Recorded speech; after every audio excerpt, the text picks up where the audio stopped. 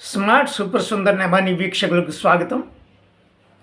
ఈరోజు నేను తీసుకున్న అంశం మనిషి ఏ రంగంలో ఉన్నా అప్డేట్ కావాలి. అంటే ఎప్పటికప్పుడు తన రంగంలో నైపుణ్యాభివృద్ధి చూపించాలి. దీనికి ఉదాహరణ కూడా చెప్తాను.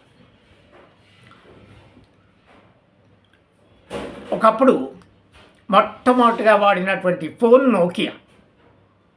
నోకియా అప్డేట్ కాకపోవడంతో తర్వాత రోజుల్లో స్మార్ట్ ఫోన్లు అవి రిలీజ్ చేయకుండా ఇంకా ఆ రంగంలో వెనకబడిపోయింది. ఇప్పటికీ వచ్చిన చిన్న డబ్బా ఫోన్లే వస్తున్నాయి అన్నమాట. అలాగే మోటరోలా అనేటువంటి కంపెనీ ఎప్పుడో నా చిన్నతనంలో పేజర్లు అవి తయారు చేసింది, వాకీ టాకీలు అయితే తయారు చేసింది, తర్వాత రోజుల్లో ఫోన్లు కూడా తయారు చేసింది. కానీ తక్కువ మోడళ్ళు, తక్కువ వెర్షన్లు మాత్రమే తయారవుతుంది. అది కారణం ఏంటంటే అప్డేట్ కాకపోవడానికే ప్రధాన కారణం అన్నమాట.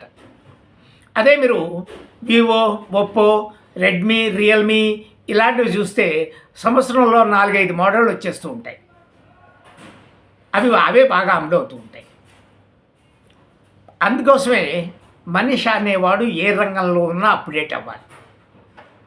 నేను ఎప్పుడో టీచింగ్లో చేరాను కదా అని చెప్పి అదే పంతాలో పద్ధతిలో నీ పాఠం చెప్తే పిల్లలు ఒప్పుకోరు.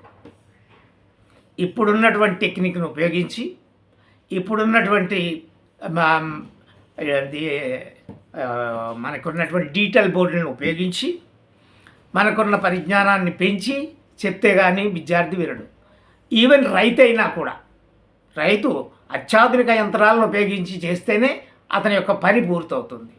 పూర్వకాలంలో వ్యవసాయము, ఎద్దులు అంటే కాదు ఇప్పుడు. అలాగే ఏ రంగంలో ఉన్న వాళ్ళైనా సరే ఖచ్చితంగా అప్డేట్ కావాలి ఈ విషయంలో. లేదంటే మనం వెనకబడిపోతాము, అంతే తేడా. కానీ కొన్ని విషయాల్లో మాత్రం చాలా అడ్వాన్స్డ్గా అప్డేట్ అయిపోతున్నారండి పిల్లలు. నిన్న ఒక అమ్మాయి ప్రేమించిన వాడిని పెళ్లి చేయట్లేదని చెప్పి తన తల్లిదండ్రులకు మత్తు ఇంజక్షన్లు ఇచ్చి చంపేసింది. ఇదండి చాలా అప్డేట్ అయిపోయింది ఈ వ్యవహారంలో ఈ అమ్మాయి. ఇంకా మనం పేపర్ తీస్తే చాలు, భార్యను చంపిన భర్తని పీరియడ్ కోసం భర్తనే చంపిన భార్య, ఇలాంటివి కోకొల్లలు. ఈ విషయాల్లో మాత్రం చాలా అప్డేట్ అవుతున్నారండి. ఈ ప్రేమ విషయాల్లోనూ, ఇంకా ఏది ప్రియుడితో తిరగాలన్న విషయాల్లోనూ, భర్తని చంపాలనే విషయాల్లోనూ చాలా అప్డేట్గా చేస్తున్నారు వీళ్ళంతా. ఇంకొకటి కూడా చూశాను. ఇద్దరు మైనర్లే ప్రేమించుకుందాం, పెళ్లి చేసుకుందాం అనుకున్నారు. ఇంట్లో వాళ్ళు వద్దన్నారు. ఇద్దరు ఊరేసి చచ్చిపోయారు. మరేమిటో ఈ సమాజం ఇటుపోతుందో ఏమిటో నాకేం అర్థం కావట్లేదు. కాబట్టి ప్రతి ఒక్కరూ కూడా అప్డేట్ కావడం అనేటువంటిది చాలా అవసరం. నేను మామూలు ఈ క్లాస్ రూమ్లో గోడకి సిమెంట్ చేసి దానికి తారు వేసి తర్వాత అది ఎండిపోయిన తర్వాత బోర్డు మీద రాయడం అనేది చేసేవాడిని నేను. తర్వాత రోజుల్లో అది పోయింది. మామూలుగా ఈ ఒక చెక్క బోర్డు లాంటిది పెట్టేవారు. ఆ తర్వాత రోజుల్లో గ్లాస్ బోర్డు వచ్చింది. ఆ తర్వాత రోజుల్లో డిజిటల్ బోర్డు వచ్చింది. ఇది అప్డేట్ అంటే ఇలాగనమాట. అంటే మన పరంగా మనం అప్డేట్ కావాలి, సబ్జెక్ట్ పరంగా అప్డేట్ అవ్వాలి, టెక్నికాలిటీ అప్డేట్ అవ్వాలి. అన్నీ అయితేనే ఇప్పుడు మనం ఏ విషయంలో అయినా ముందుకెళ్ళగలుగుతాం, పోటీ పడతామన్నమాట.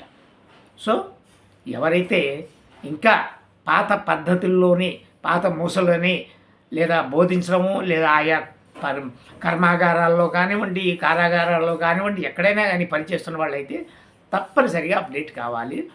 ఇదే విషయం నేను చెప్పాలనుకున్నది. కానీ వేరే అంశాల్లో అప్డేట్ అయిపోతున్నారండి. ముఖ్యంగా అమ్మాయిలు, కొంతమంది భార్యలు, భర్తలు, వీళ్ళు ఈ చంపే విషయాల్లో మాత్రం చాలా అప్డేట్గా ఉంటున్నారు, పద్ధతిగా చంపుతున్నారు. అది ఇదేనండి